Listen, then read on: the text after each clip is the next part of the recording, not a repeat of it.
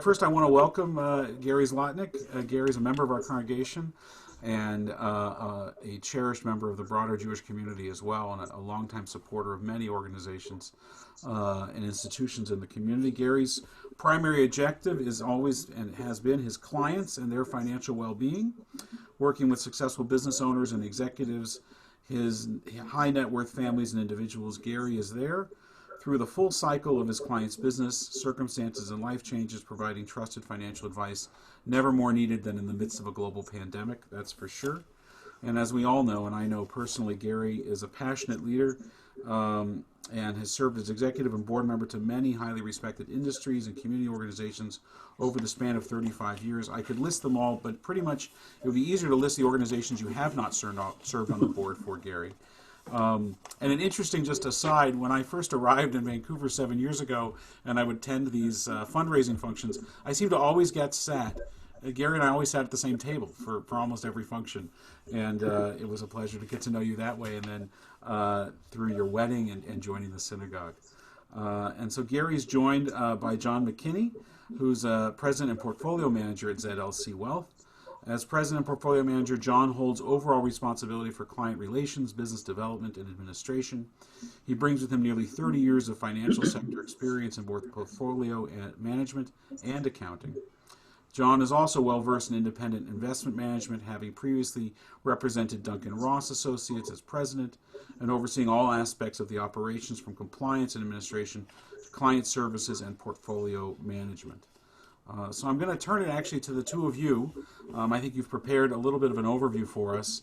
You know, we're all sitting here with anxiety, not just about the pandemic, but about the after the pandemic, as we look at the economic impacts that this has had, not just the health impacts, but the economic impacts around the world and close to home. We look at our balance sheets and our bank accounts, and we look at our friends and neighbors, and in some cases ourselves, and see, you know, a lifetime of financial planning, if not wiped away, then certainly diminished in the space of just a few short weeks. And so we're looking for answers and explanations. So Garry and John, I'll turn it to you to give us a bit of an introduction and some initial thoughts. Thank you, Rabbi. I'll start off. I don't know that we have any answers, but we certainly have some opinions and some where we think things are going. You know, when I started and joined my father in 1981 in the financial services industry, interest rates were 18%. The stock market had dropped 40%. And, you know, it was kind of like a rough period of time. And in 1987, the stock market dropped in one day 25 to 30%. And then in 2000, we had the tech bubble. And that was a horrible scene. And then in 2008, we had the frauds on the mortgage-backed securities that ran through the entire world and caused an economic downturn and crisis. And here we are, that was 2008, you know, 12 years or 11 and a half years later, here we are in something that appeared really out of nowhere and caused, you know, this current economic downfall. How do I feel right now? I feel worse than I felt in all the other times that we've had a downturn. And part of the reason I feel worse is because it's directly, you know, not impacting my, you know, my investments and my clients' investments, but it's just affecting how we're operating and how we're feeling and how it's a health issue and how we're all scared and we're worried about our health and our future. But I pretty much can say with some certainty that a year from now or 2 years from now, we'll look back at this time and say, wow, that was just, you know, the most ridiculous, crazy thing that's ever happened in our lifetimes. But things will move forward, and they'll move forward in a positive way with all the ingenuity that our population has, with all the productivity that we can get, all the exciting things that are happening in technology. And there are winners and there are losers in this current environment. If you look at Zoom, what we're on right now, I think they had 10 million, maybe 10 million users in December, and now they're up, in the hundreds of millions of users, 30 times, revenue generation in a short period of time. So there's all sorts of situations out there, but for me personally, it does feel a little bit different, and I feel that we're in for some really uncertain economic times, and the numbers are going to be way worse. Now, having said all that, I'm very fortunate to have in our organization 3 portfolio managers that have the highest possible training in managing people's monies. We also have a financial planning arm of our firm, and those are the things that I think that are really important is setting up a proper financial plan and guidance to begin with, so that you can run through these major corrections and downturns and still feel comfortable that you have to adjust your plan, but at least you had a plan to start with. But in any event, I'm very fortunate that I have 3 outstanding portfolio managers, and John McKinney's with us today, and I'm going to let John talk about really the technical side of things and what his view is. So over to you, John. Okay, thanks, Gary. My focus will be on investments, but maybe before I do, I just want to say thank you to those people that are really doing the heavy lifting in this, which doctors, nurses, technicians, cleaners, the whole thing. They're the ones really doing the hard work through this whole period. We're in an unusual time. Certainly in my lifetime, it's unusual. You think back 4 months ago, none of us had heard of novel coronavirus. And now it seems like it's all we talk about, certainly in my world. From an investment perspective, we see kind of 3 issues here. First of all, the virus. How do we get rid of it? Vaccine, treatment, herd immunity. So first of all, the virus. Secondly, the economy. How long will the economy be down for? And it certainly is down now. And when will it recover? And then number 3 is the market. And that's kind of our focus, but it really derives itself from the first 2, the virus and the economy. I'll start with a couple comments on the virus, and I think everyone probably knows all this stuff. We now have, I think, about 3.8 million people that are confirmed with it and growing daily. Actual cases, I'm sure, are much higher. As you know, I've got a couple of friends that believe they had it, and they're not part of those stats, and I'm sure that goes on throughout the world. And we have no widely accepted treatment or vaccine. There's a lot of rumors and discussion and so on, but as far as I understand today, there's no treatment or vaccine that's effective. Bill Gates and Dr. Tony Fauci, who's the director of the National Institute of Allergy and Infectious Diseases and is part of Trump's coronavirus response team, the 2 of them, Bill Gates and he, think that we're 18 months. So from today, 18 months to getting a vaccine, which is really thought of as how we're going to solve this problem. Vaccine solves the problem. So 18 months, we're hoping for a shorter time, but that's kind of where we're at. Bill Gates wrote a great article on his blog on April 30th. I highly recommend it, kind of discussing the whole process of how we make vaccines these days and so on. Having said that, on the positive, there's certainly signs that the growth of the virus is flattening. Certainly in Europe, we see that, and to some degree in North America, in British Columbia, definitely. New York has closed the temporary hospital they set up in Central Park. Germany is opening schools.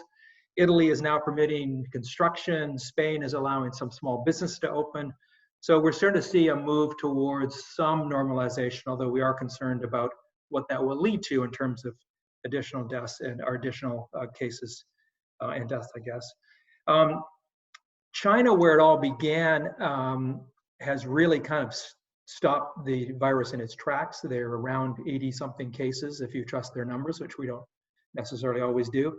But they really are kind of moving their economy back to normal, although they are a big export-driven economy, so normal won't be the normal they're looking for. Jay Powell, the head of the Federal Reserve Bank, has said that this virus will define the timeline. So we're really number 1 is the virus. Number 2 is the economy. So the economy is being put on hold. we're in a recession. We have had 1 month of minus 4.8 growth first quarter, and that was after a good start. The second quarter, which ends in June, will be negative. We obviously don't have those numbers yet, but it will be negative unless something crazy happens. 2 negative quarters is a recession. So we think we're in a recession right now. Consumer spending dropped 7.5% in March, and it'll be worse in April when the numbers are released, and it'll certainly be worse in May. Consumer spending represents 70% of the U.S. economy, so it's kind of being the key of the world economic growth. Jobless claims in the U.S. Have hit 30 million.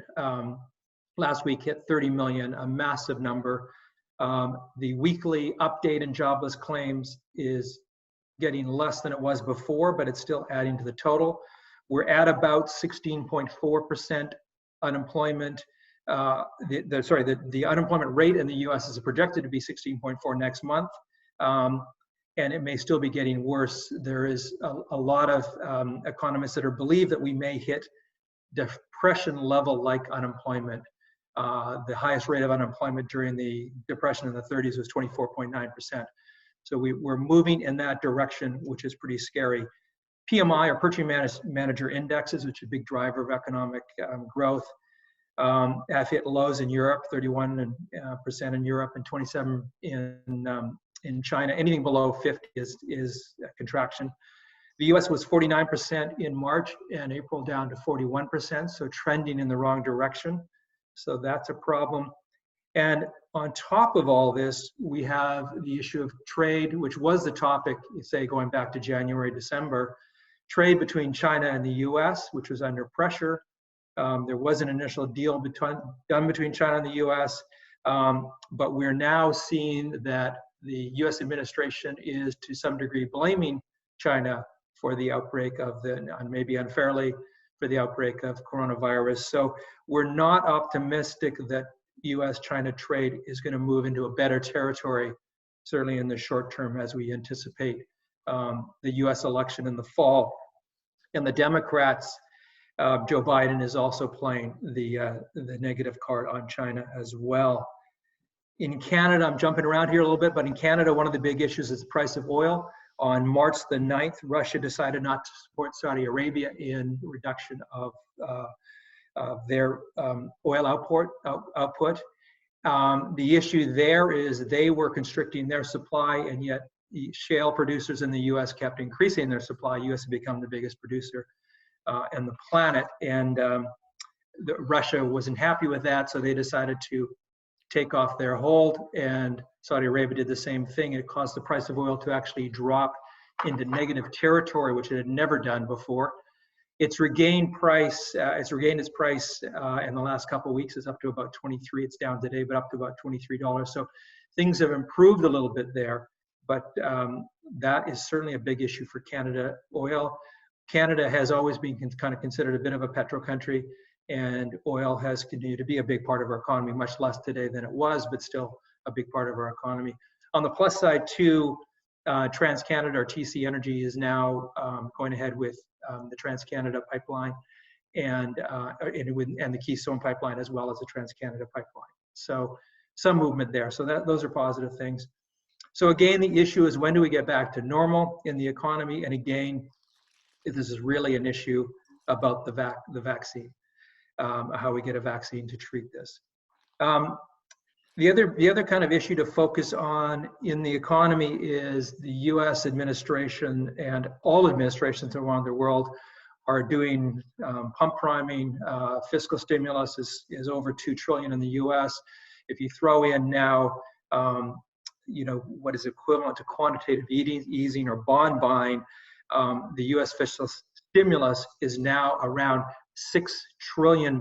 So a massive U.S. government intervention in the markets to prop up the government. And other countries are doing that, including Canada. So that's a positive for the economy. But economy in not great shape now, and we've got a ways to go, I think, on that.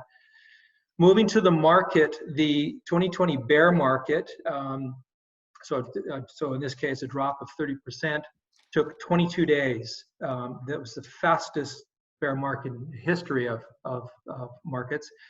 But if we look at some historical context, over the last 50 years, we saw Black Monday. Garry referred to that in 1987 when the markets crashed over 20% in a single day.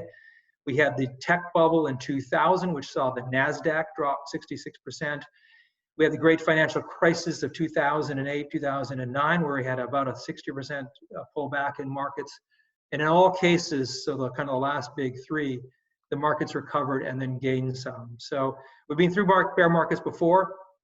This certainly won't be our last, but you know, we're in the thick of it now. To put this in perspective, I want to read a quote. So on October 16th, 2008, right in the heart of the Great Recession, and 1 month after Lehman Brothers was filed for bankruptcy, Warren Buffett wrote a piece in the New York Times entitled, Buy America, Buy American I Am. So at the time, the markets were in a tailspin and the economy was faltering when Warren Buffett wrote, I'll read this, "A simple rule dictates my buying. Be fearful when others are greedy and be greedy when others are fearful." Buffett's most quoted quote. And most certainly, fear is now widespread, gripping even seasoned investors. To be sure, investors are right to be wary of highly leveraged entities or businesses in weak competitive positions. But fear regarding long-term prosperity of the nation's many sound companies makes no sense. These businesses will indeed suffer earnings hiccups, as we expect now, as they always have, but most major companies will be setting new profit records 5, 10, and 20 years from now. Let me be clear on one point. I can't predict the short-term movements of the stock market. I haven't the faintest idea of where stocks will be higher or lower a month or a year from now. What is likely, however, is that the market will move higher, perhaps substantially so, and well before either sentiment or the economy turns up. So if you wait for robins, spring will be over. End of his quote. So Buffett's message was in the fall of 2008. It was early. The market dropped significantly after he wrote that piece, bottoming on March 9th, 2009. But the message was right. It paid to be invested.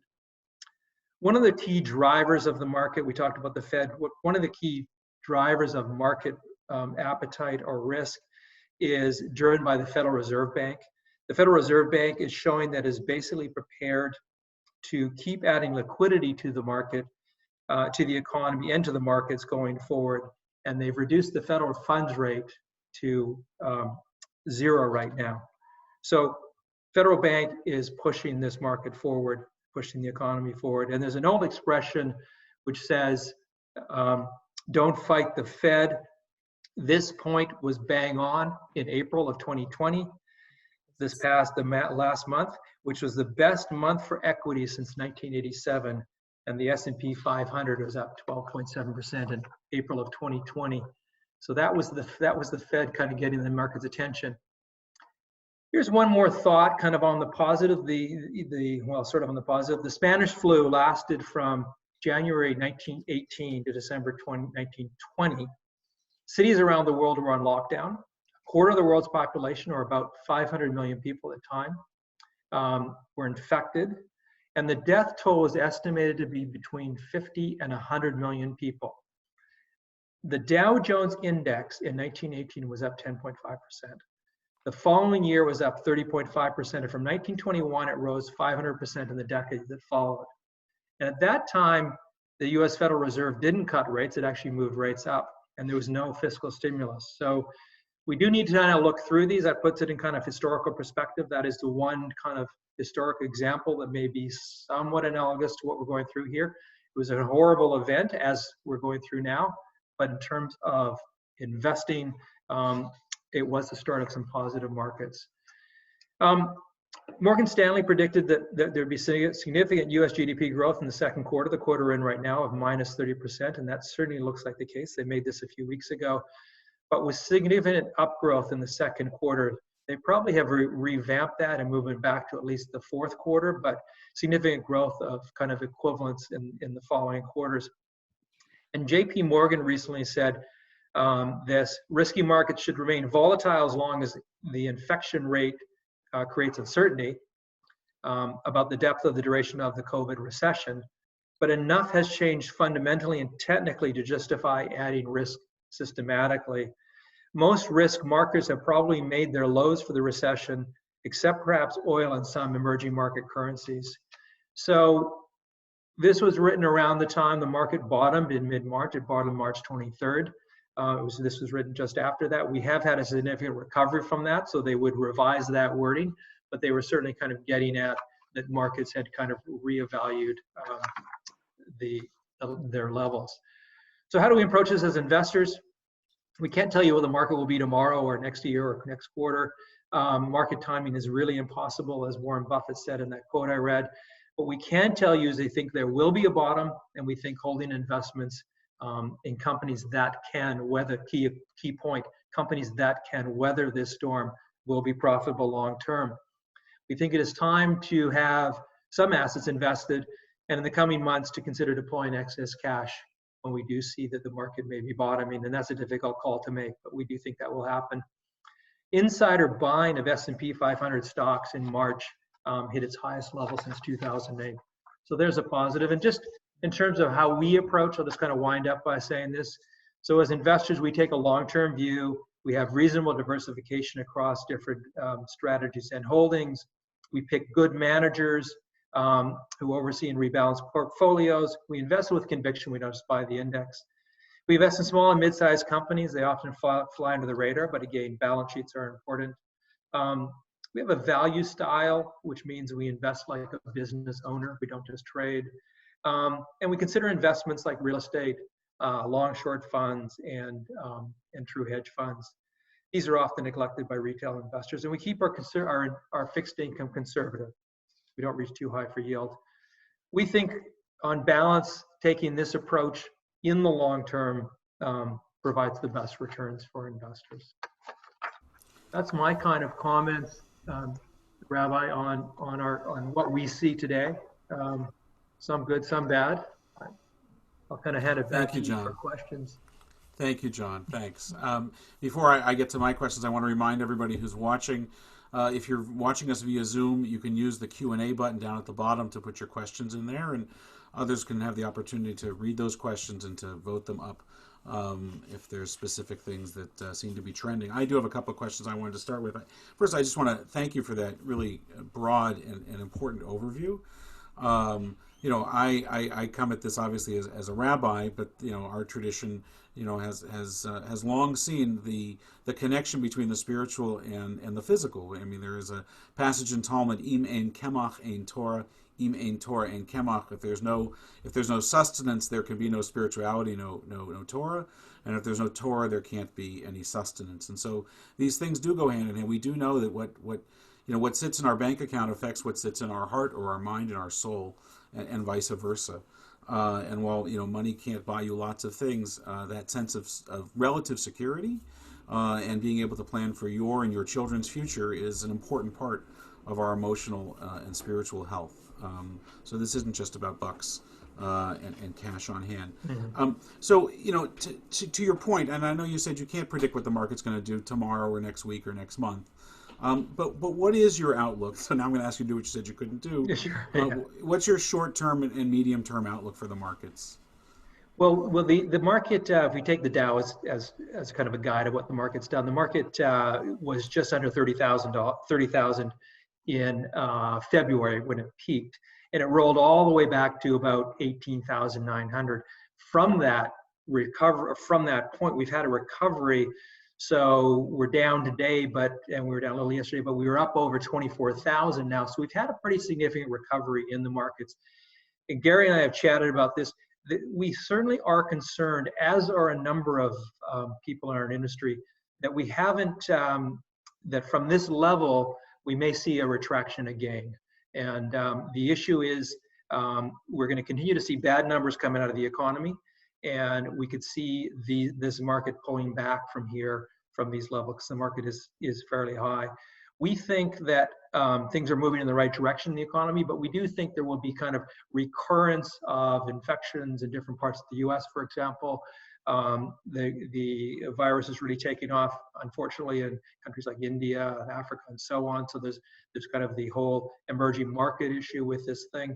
But again, to our kind of an earlier point, kind of to Buffett's point, If we wait till things are good, the market will have built in what the expected kind of present value of future dividends from investing in public companies will be. So the value will be there already. But from here, short term, I'm expecting a bit of a pullback. So we're kind of sitting, in some of our accounts with a little bit of cash, but I think there's going to be opportunities, if we see that pullback, those will be great opportunities for reinvestment. So higher, longer term, perhaps a pullback coming in the short term. Garry, anything you want to add to that? You're muted. Or do I have to unmute you? There you go. Sorry. Go ahead, Garry. Yeah, John and I have talked a lot about this. Again, it's hard to be a market timer in terms of when you should take advantage of these kinds of opportunities. I think the news that's going to come out in terms of the economy is going to be something that's going to be fairly shocking for the general public. And I think, that'll have some impact.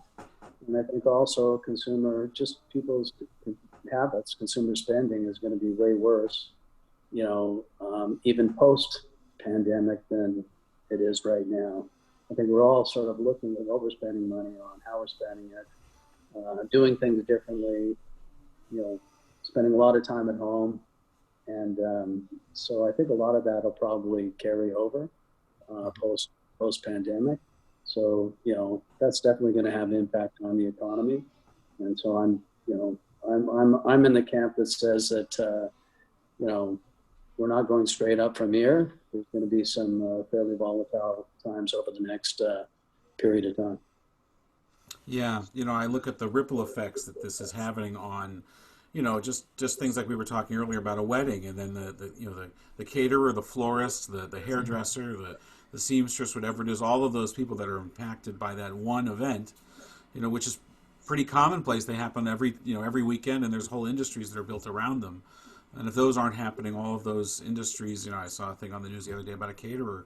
When are people going to feel comfortable having an office luncheon again, where they would invite that caterer to come in and to serve, a lunch to employees that may not even be working in the same building anymore?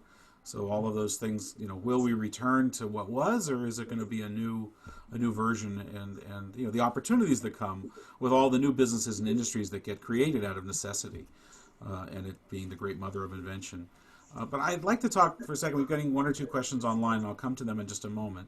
I'd like to talk a little bit about the stimulus and the debt that, obviously we look at the United States, but we can look closer to home at Canada as well. The debt that we are accruing to prop up the economy, and what the long-term ramifications are going to be for that in terms of taxes and the hit that our children are going to take, from the checks that are being written today. Are you worried about anything there? Do you see opportunities in any of that? Yeah, the debt is a real concern.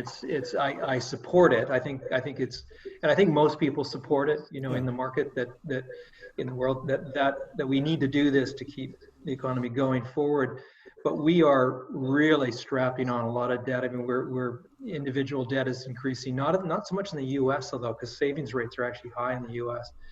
But personal debt, corporate debt, which had been building in the U.S., it could be higher, and then of course government debt is way over the roof. The issue, the first issue with debt, and you can see this kind of a little bit in the gold market, which is firmed up a bit. It hasn't traded super high, but gold's trading around 1,700 now, and it was down around 1,400 not too long ago. It's inflation. So the concern with inflation. But most people right now are saying, look, the biggest concern is deflation. With the slowing economy and asset values dropping, really, we're much more worried about deflation, which is a real negative. It causes people not to move ahead in the economy, than inflation. And so I think we're trying to balance that off. The other issue too, Rabbi, I think, is that debt tends to slow the economy. High government debt tends to slow the economy. So I think its existence may kind of pull back on, say, U.S. growth in years to come, and that, a lot of people are worried about that aspect of it. So yeah, it's a concern. I think it's the right thing to do. I think it's the right thing to get things going. We have to do it. And I think we have to do it. And but there are concerns around it. Yeah. Yeah, just to add that I think one of the big impacts that that'll take place is obviously increased taxation. It won't happen immediately. We've got the economy back on its feet again, but I would expect that some of the movement, certainly in Canada, towards wealth taxes will be implemented a lot sooner than originally thought. I wouldn't be surprised to see an estate tax in Canada, and I wouldn't be surprised to see a marginal rate at the top rate, upwards of 65, 70%. So those are going to be some of the things that, as John said, over time, because of the debt, will slow the economy down because they're going to have to repay it somehow. Either austerity programs, from government, having less staff, having less projects. That in itself is destimulating. So those are some of the things that that are going to be impacted into the future. You're muted. You're muted, Rabbi. Sorry. I want to go to one of these questions that was online. Are you guys able to see the questions also? No. I'll read it out loud here. Okay. So are there any sectors, industries worth considering for investment at present at the bottom of the market? And if you're comfortable with a longer time horizon for that investment? Well, yeah, I get that question a lot. It's interesting. I've got being a kind of a market guy in Vancouver, we know a lot of people that are heavily invested in the resource sector, particularly precious metals, which has been getting a lot of attention lately, certainly investor attention in precious metals. The problem is with gold is it produces nothing. It doesn't pay a dividend. It doesn't pay interest. So it's a fully speculative investment. So while some of our portfolios do have some exposure to gold, it's very difficult to move in that direction. And if we do see, mild deflation or something, we could see the price of gold pulling back. I think some people are buying gold really as a kind of an insurance policy. So I have a hard time getting too heavily involved in that in one sector like that. The other sector that there's a lot of chatter about is the oil and gas sector, and it's become kind of a dirty word. A lot of people won't invest in it because of environmental concerns and so on. But it was beat up in the fall of 2019, and it's dropped about 50% from that level in 2020.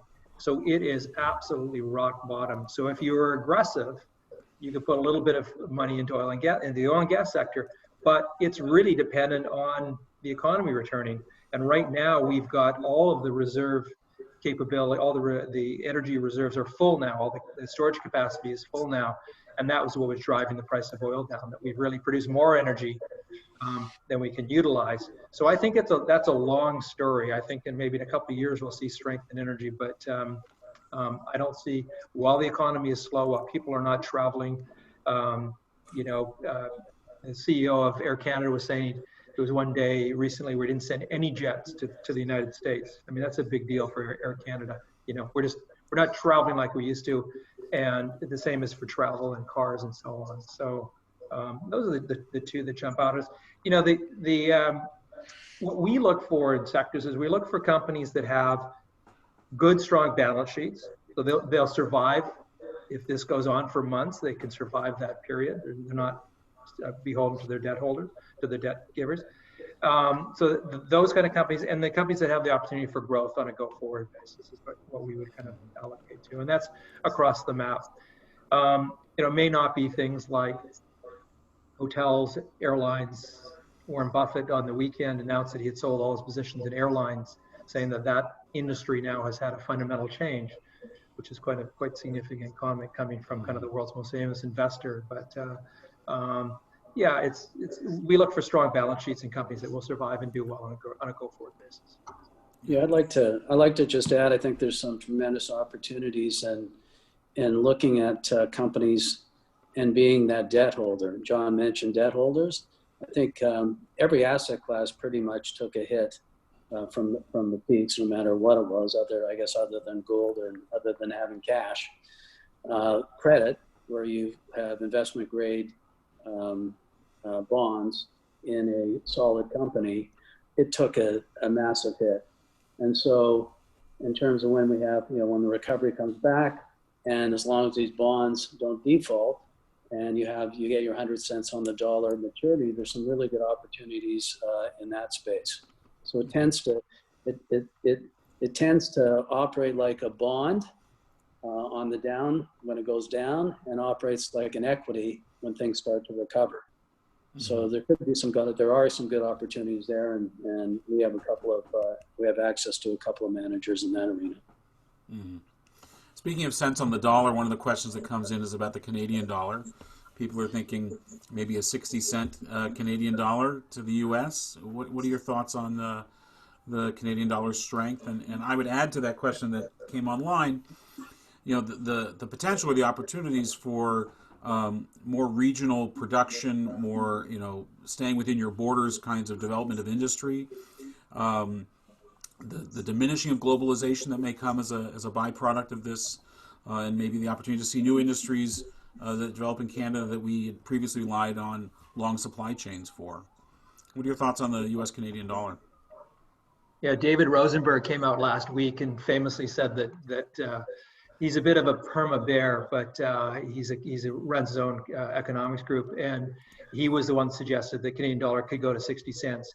Very negative view on the outlook for Canada. One of the managers that we follow, one of the senior guys at Manulife, is suggesting that the dollar is a little low right now, and that it's going to kind of go to the mid 70s. It's about 71 cents today. So there's different views on that. I would kind of tend to go with the latter, stay where it is, or perhaps maybe firm up a little bit. I think, the kind of the rush to U.S. dollars, which we saw as the Canadian dollar came down, it was down about 8%, I think, if you look from, say, December 31st to recently. That's driven by the rush to U.S. dollars, which investors tend to do when they're really concerned about where the world's at. They go to the safety of the U.S. dollar, which drives the U.S. dollar up, and everything is measured in relation to another currency, in this case, the U.S. dollar. So I think that's happened. So I don't follow Rosenberg's advice. I think that the Canadian dollar will stay where it is, if not firm up. And if we did see a resurgence in the oil and gas sector, we're a long way from that, but if we did see that, say, in the next couple of years, that tends to be a positive for the Canadian dollar. We used to be considered a petrocurrency. We're not really now, but we're still somewhat driven by that. So I would say stay the same or strengthen, if anything. But again, currencies are so hard to predict. Yeah.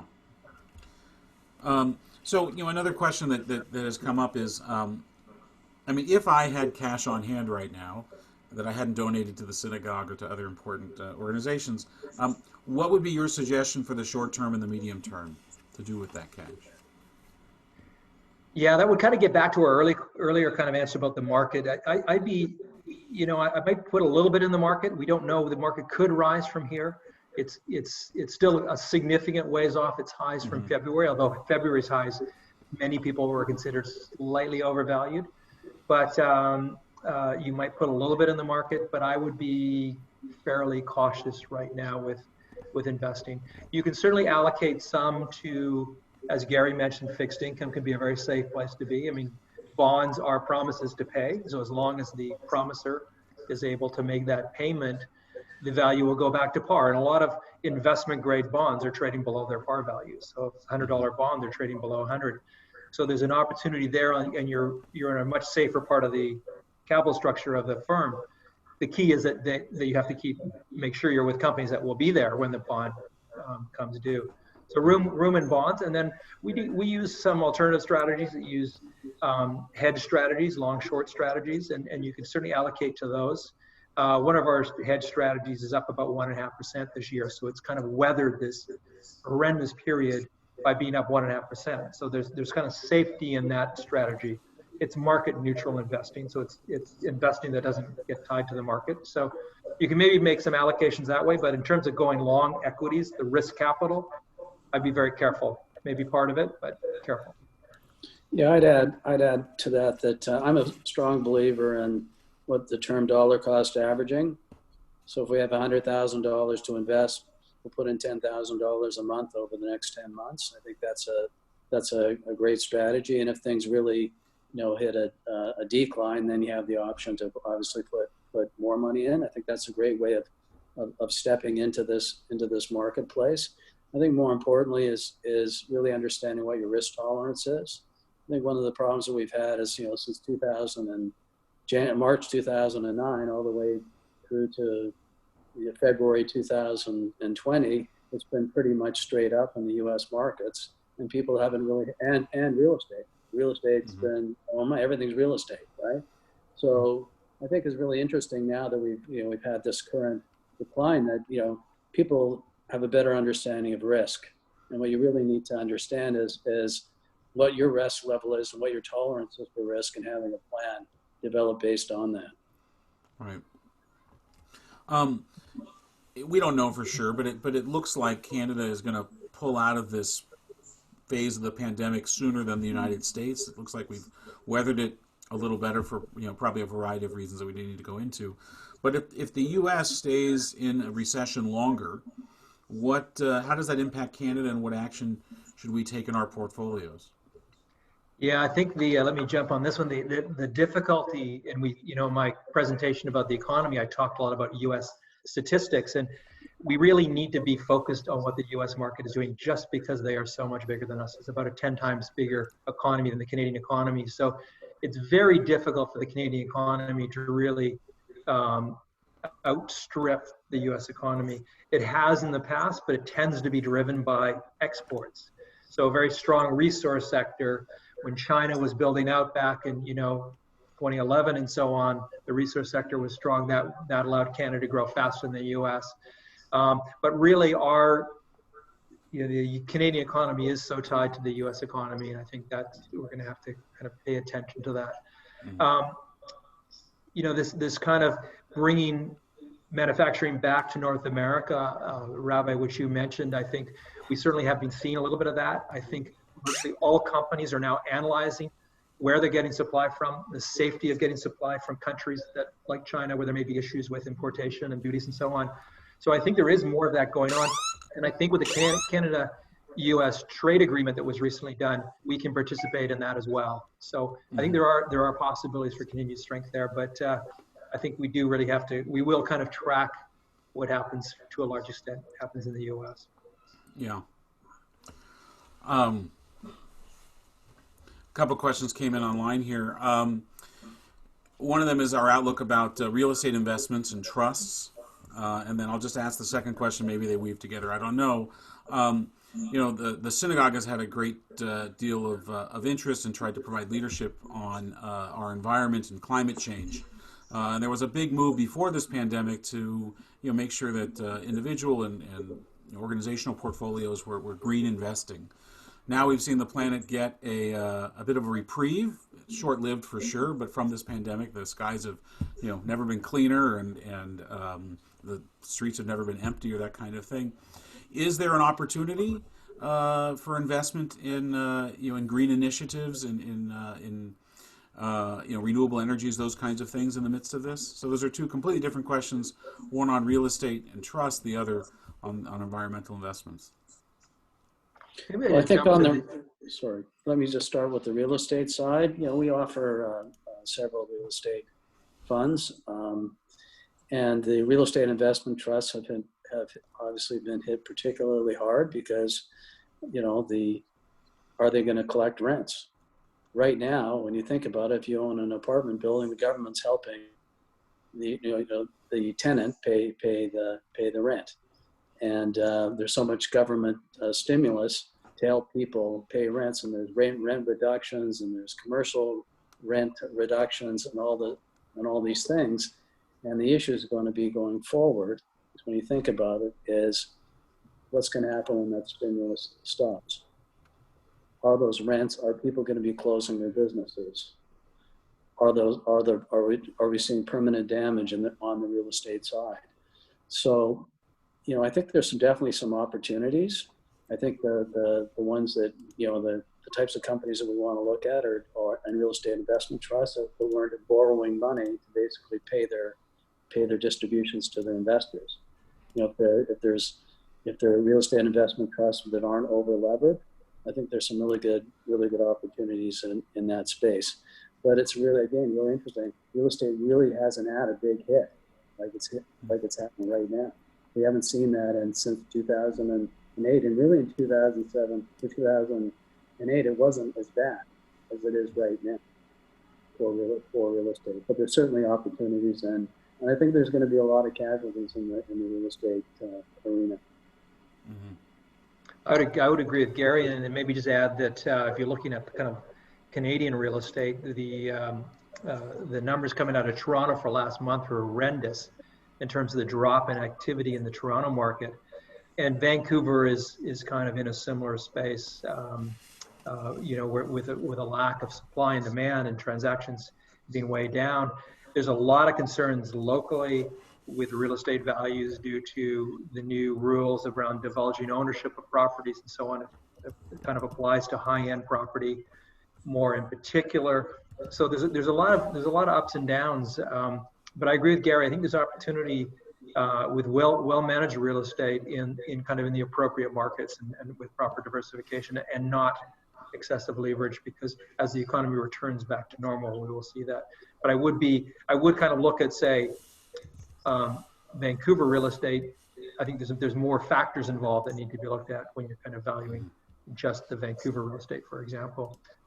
And Rabbi, just to jump to your comment on green technology, a lot has been written about that recently too. And the challenge for that too is two things. One is, basic energy prices have dropped so much that it makes green energy more expensive, and that's going to be a bit of a headwind, I think, for green energy, just on a price comparison basis. So natural gas prices are down, not as much as oil, but then oil is down a lot. And so that driver to move to, say in cars, to move to electricity is less than it was, say a year ago. So that's one item. And then number two is a lot of the movement to green technology has been supported by government programs. And the question will be, Gary talked about raising taxes and how do we pay for the deficits and so on. The question will be, will governments pull back from that support of green technology? And that's to be determined, but I think you need to be cautious that may have an effect on some green technologies. Thank you, guys. Just before we wrap up, we're just about out of time here, so I want to thank you for answering those. I guess I'd ask one more question, which is, maybe it's been woven throughout all of your answers, but I've always looked for the blessing in the midst of the curse, the silver lining in the storm clouds. From your own experience, and it doesn't have to just be markets; it could be, really in terms of how families or companies are managing their finances as well. What are the blessings in the midst of this pandemic? What are the good things that are coming out of this, in terms of resets, in terms of lessons learned, that kind of thing? Well, from my perspective, I think you have this whole new appreciation of family and family time and being able to spend time with your loved ones, the people you care about. I mean, this is a health crisis, and that's what's causing all this economic stuff is secondary. And this is a health crisis. There's people that unfortunately are passing away. People are scared about their health. I think the other thing is appreciating the fact that you can hug your family, and how right now you're not allowed to hug your friends or other people. I think it's an interest of the whole thing is that whole socialization is dramatic and could be generational with how our kids are adapting to something that nobody's ever seen before. So I think there's a blessing in there. I think the appreciation of family. I think there's an appreciation of things are more important than what we're talking about in terms of money. I think there's a certain level of equalization in this whole process. That everybody's in the same boat. Everybody's in the same boat. So I think there's some really positive things there. Yeah. John, I would, I would echo Gary on the personal level. You know, I speak to my parents now virtually, you know, every day. I didn't used to do that as much, and so there's a real positive to that. Not wanting to end on a negative, I am concerned, kind of based on what Gary was saying about what this does for the economy. And certainly could be a reshift. And Rabbi, you kind of mentioned it as well. Will people react more differently on a go forward basis in terms of consumption? And I kind of think, in talking to people, friends or people in the industry and so on, we probably will get back to wanting new cars and travel and the things that I guess people aspired to in the past. But that's a big question. There is kind of the other broader issue, I think, is the challenge that we're seeing around the world, caused by the difficulty of the virus, and it's part of it. We see what's happening in Brazil with prisons, and what we see what's happening in Iran. Iraq is in trouble because of the price of oil. What will India look like with 1.1 billion people and the virus? Very little testing and that kind of. I'm concerned about the broader issues that may come from this. But on the positive, for me personally, it hasn't been a bad time. We've spent a lot of time with family. So. Yeah, I mean, I would echo that. I would say I hear, as you guys do, from many folks who say, look, this is, it's terrible what is happening, and it's scary and all of those things. And those that are fortunate to have family close by and to have a home that's secure, even in the midst of that, there's a slowing down that's taken place that I think we all felt we needed but couldn't take until the world forced it upon us. And I think it's also highlighted, the inequalities in our society that I hope will get the attention that they now deserve, in terms of our public health, in terms of indigenous peoples, in our homeless population, those that are food or home insecure. I think that this is really highlighted, here in Canada and certainly in the United States as well, where I come from, the places that society has really, failed in its social contract. And I hope that, like all these other sort of seismic shifts that have taken place throughout history, be they wars, recessions, depressions, those kinds of things, we don't seem to learn and apply all the lessons that we could have from those, but we have in the past learned some good ones and applied them well, at least for a period of time until we forget them and then we make the same mistakes again. I want to thank you both for your time this afternoon. I want to thank those that joined us online. This has really been a wonderful conversation, and again, I would say that it is both Kemach and Torah. It is both the money in your pocket, the sustenance, and the spirituality, and those two are not disconnected.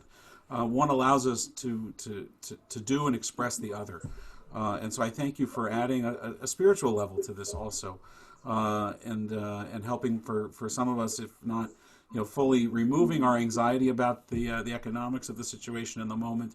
Knowledge is power, and having some answers and to those questions has been so helpful. Thank you both very much for joining us. And to those that are watching online, I'll just quickly share my screen to let you know about the upcoming events that we have in this same series. So we hope that you'll join us on Tuesday, May 12th at 7:30 for Practical Ideas for Effective Parenting During COVID-19 with Dr. Gail Krivel-Zaks, a registered clinical counselor, and Rabbi Carrie Brown. And then on May 20th at 2 o'clock, Essentials for Effective Estate Planning with Michael Scott, a wills and estates lawyer, and also Rabbi Brown. And as I mentioned, we're in conversation with our Member of Parliament in the Vancouver-Granville, writing Jody Wilson-Raybould for a virtual town hall, to talk about the government's response as well. Thank you for joining us this afternoon. Temple is still doing what Temple does, so if you need anything, please call the synagogue office or find us online at templesholom.ca. Services Friday night at 8:15 online at Facebook, YouTube, and our website, and on TELUS channel 8915, and Saturday morning at 10 a.m. And we have a wonderful bat mitzvah for Mia Colette that'll take place online as well. Have a wonderful afternoon. Gary, John, thank you very, very much. Thank you, Rabbi. Thank you very much. See you soon. Stay safe. Thank you, guys. Thank you. Thank you. Bye.